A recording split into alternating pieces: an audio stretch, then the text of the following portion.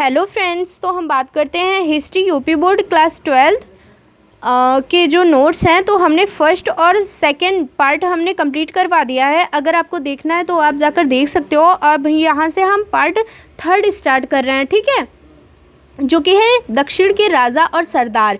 ये दक्षिण भारत को हम तमिलकम क्षेत्र कहते हैं और ये दक्षिण भारत में आधुनिक समय की बात करें तो तमिलनाडु, आंध्र प्रदेश और केरल का जो हिस्सा है उसे बोलते हैं, ठीक है। और इस तमिलकम क्षेत्र से शक्तिशाली साम्राज्य का विकास होता था। पहला चोल, दूसरा चेर, तीसरा पांडे कहते हैं, ठीक है।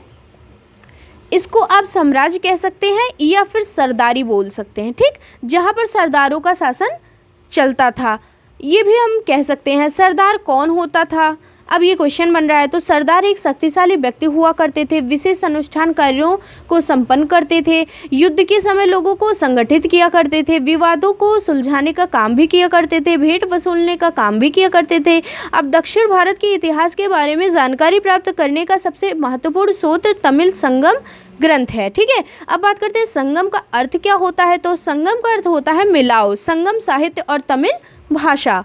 तो अब कुषाण वंश की बात करते हैं। तो मध्य एशिया से लेकर पश्चिमी उत्तर भारत तक शासन किया जो कुषाण वंश था। दूसरा पॉइंट है लगभग प्रथम शताब्दी ईसा पूर्व से प्रथम शताब्दी ईस्वी तक, ठीक, प्रथम शताब्दी ईस्वी तक शासन किया। कुषाण वंश के इतिहास की रचना अभिलेखों और साहित्य परंपराओं के माध्यम से की गई है। नेक्स्ट पेज पर चलते हैं। अब इस पे एक क्वेश्चन बन रहा है, कुशाल शासकों ने अपने आप को देवतुल्य प्रस्तुत करने के लिए कौन सी नीतियां अपनाई थी। तो विशालकाय मूर्तियों का निर्माण करवाया था इन्होंने। कुशाल वंश का सबसे शक्तिशाली राजा जो था वह तनिष्क था। अब उदाहरण के लिए बोलते हैं, उत्तर प्रदेश में मथुरा के माठ के एक देवस्थान पर कुषाण शासकों की विलासकाय मूर्तियां लगाई गई थी, ठीक है। दूसरा है अफगानिस्तान के लिए एक देवस्थान पर भी इसी प्रकार की मूर्तियां मिली हैं और देवपुत्र की उपाधि का भी प्रयोग करते थे। ऐसा, अब इस पे क्वेश्चन बना है, ऐसा क्यों करते थे। तो ऐसा वह चीन के शासकों से प्रभावित होकर करते थे, क्योंकि चीन के शासक अपने नाम के आगे स्वर्गपुत्र की उपाधि लगाते थे। अब गुप्त वंश के बारे में जानकारी प्राप्त करने के स्रोत। तो गुप्त शासकों का इतिहास साहित्य, सिक्कों और अभिलेखों की सहायता से लिखा गया है। इलाहाबाद या प्रयाग प्रशस्ति के नाम स्तंभ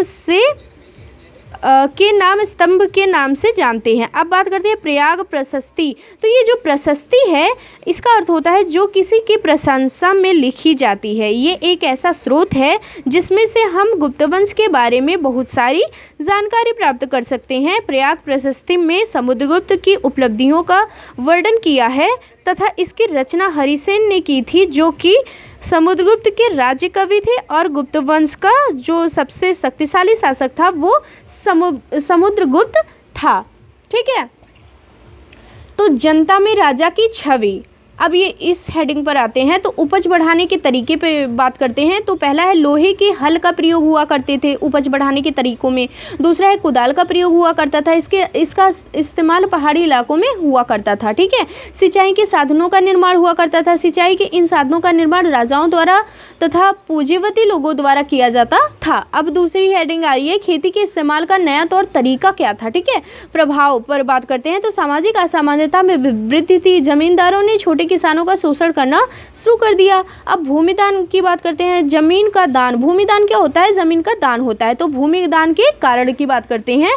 तो मंदिरों का निर्माण करवाना, धार्मिक संस्थाओं का निर्माण करवाना, कृषि का विस्तार करना या तब बढ़ावा देना होता था, ठीक है। राजाओं द्वारा लोगों का समर्थन जुटाना। तो प्रभावती गुप्त, इनका नाम शायद आप लोगों ने सुना भी होगा।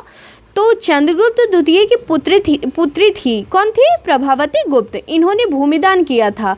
पहले के ज़माने में क्या होता था, जो औरतें लोग महिलाएं होती थी यह भूमिदान नहीं करती थी, ठीक है। लेकिन इन्होंने प्रभावती गुप्त ने भूमिदान किया था।